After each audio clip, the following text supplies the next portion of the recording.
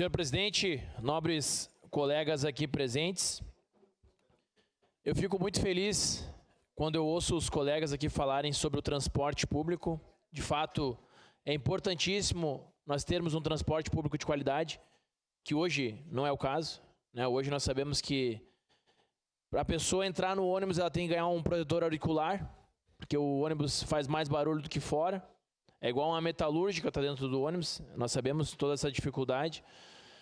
Existe um contrato com a Aviação Santa Teresa, que lá diz que a idade média dos ônibus é até 6 anos, só que, ao que parece, não é muita gente que cobra a execução desse contrato.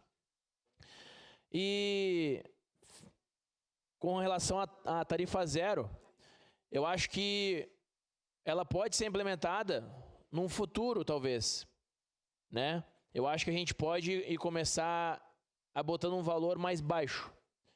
E se as pessoas vão aderindo, porque a gente chegar e falar tarifa zero, de onde que vem o recurso?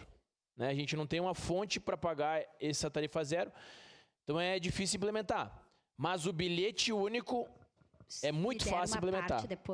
Quando você coloca um valor único, que vai ter um bom custo-benefício, tanto para a pessoa que paga, quanto para o empresário que paga a outra parte da passagem, quanto para a empresa que recebe, e quanto para o poder público, que não era o poder público, você tem todo esse ciclo de acordo.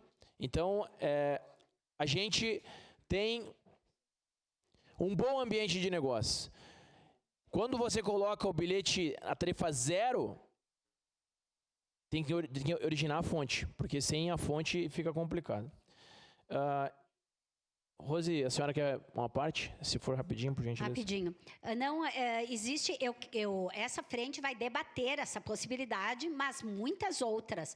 Mas existe uma proposta já em tramitação do governo federal de fazer tipo o SUS da tarifa zero. Então, seria verba... Óbvio que não pode uma tarifa, numa cidade como Caxias, teria que ter 300 milhões para ser a tarifa zero. Então, são debates, propostas para que se faça isso na cidade, mas através desse projeto do governo federal, mais ou menos, claro que daí vai ter participação tripartite e tal. É só o debate que nós faremos nessa frente, Perfeito. Nessa frente. Obrigada. Obrigado.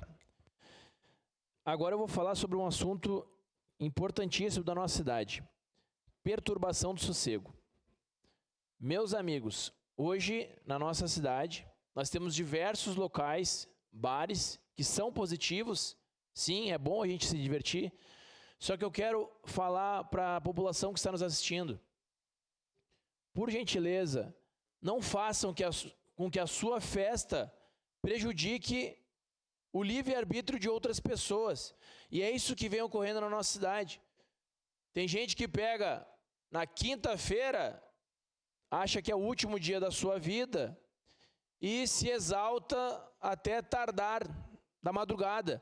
E aí aquela pessoa que precisa levantar sexta-feira para ir trabalhar, ou aquele idoso, fica com o seu sono prejudicado. E hoje nós não temos uma responsabilização. O que acontece quando tem uma perturbação do sossego? Chega lá a Dona Maria, chega o seu João, me manda uma mensagem: capitão, endereço tal, perturbação do sossego. Qual que era a nossa medida até outrora?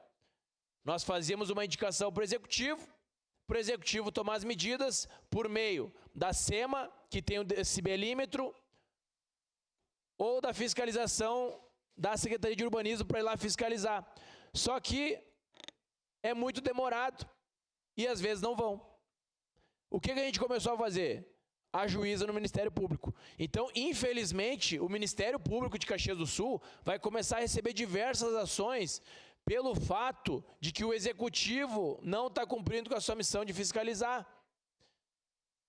E também os comerciantes daquele local, eu acho que a gente tinha que encontrar uma responsabilização ou uma maneira de controlar. Existem países que você não pode beber na rua. Exatamente. Você não pode beber na rua. E, em princípio, funciona. Por quê? Para a pessoa estar em frente a um estabelecimento, ela não pode mais, ela vai ter que estar dentro do estabelecimento. Então, estando dentro do estabelecimento, o dono do estabelecimento é o responsável. E você dá um mecanismo maior para a gente conseguir fiscalizar. Não pode a gente deixar do jeito que está a nossa cidade. Agora eu falo sobre outro assunto. Outorga onerosa. Eu estive na cidade de Porto Alegre, aprendendo um pouco mais sobre a outorga onerosa, e lá eu pude perceber o seguinte: existiam diversas praças que estavam abandonadas. E por meio da outorga onerosa, essas praças começaram a ter movimentos. Existiam viadutos que estavam abandonados, era um local extremamente perigoso. E por meio da outorga onerosa, foi realizado um estabelecimento, um X, uma creperia, e lá deu vida àquele local. O que antes era algo ruim, passou a ser algo bom. Nós tivemos as pessoas frequentando aquele local, porque as pessoas só conseguem frequentar quando há segurança, quando há visibilidade, quando há clareza, tanto da iluminação quanto do local. Não pode ser um local tão escuro. Então os locais foram todos revitalizados. Isso nós trouxemos as pessoas de volta à vida. Por quê? Meus amigos, não é todo mundo que tem dinheiro para pagar um psicólogo, não é todo mundo que tem dinheiro para pagar um psiquiatra, não é todo mundo que tem dinheiro para ir num local para se divertir. As praças são o local de diversão da maioria da população. Então, quando a gente não dá a devida atenção para uma praça, o cuidado para uma praça, ela fica desassistida.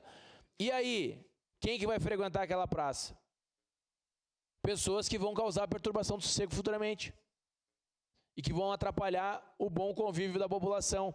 Então, o que eu direciono, e nós protocolamos um projeto de lei sobre isso, que toda a praça seja realizada a outorga onerosa para um mini restaurante ou uma mini lanchonete, e que o aluguel dela seja cuidar daquela praça.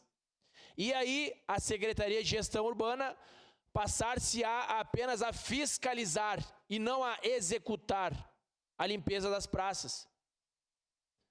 Apenas fiscalizar para ver se aquela empresa está cumprindo com aquela determinação. Com isso, nós iremos fomentar negócios na cidade. Vai ter mais gente que vai pegar e vai abrir uma padaria naquele local, vai ter gente que vai abrir um local de vender picolé. A gente fomenta o negócio, mais pessoas gastando, você faz o dinheiro girar, você movimenta a economia. E isso é importantíssimo para o nosso município, além de não onerar a prefeitura na manutenção, porque custa caro você fazer a manutenção a cada 10 dias. Quando chove tem que fazer mais rápido. Então, quando a gente disponibiliza um local e a contrapartida é a pessoa fazer a manutenção, você melhora para todos os lados, tanto para aquela pessoa quanto para o poder público.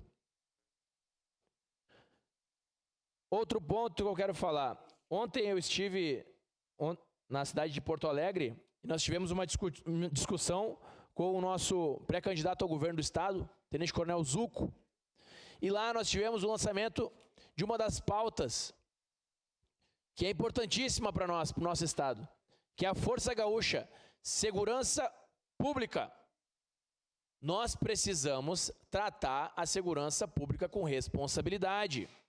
O governo Eduardo Leite criou um decreto de que limita o dinheiro do PSEG, vereador Bortola. Todos os empresários que estavam doando para ter segurança na sua cidade, para melhorar o bom convívio da população e para os seus trabalhadores, porque às vezes são os trabalhadores que são assaltados, roubando celular. E esses empresários investiam em segurança pública para deixar esses cidadãos mais tranquilos. O governo do estado foi lá e limitou o valor arrecadado do PSEG em 65 milhões, fazendo com que o restante, o excedente, vá para a saúde e educação. No entanto, existe um valor constitucional para saúde e educação. Então ele faz uma manobra eleitoreira para investir na saúde e educação e esse dinheiro estava carimbado para a segurança pública. Nós podemos ter um possível caso de improbidade administrativa lá no governo do Estado do Rio Grande do Sul. Muito obrigado. Obrigado, vereador. Com a palavra em grande expediente, vereador Aldonei Machado.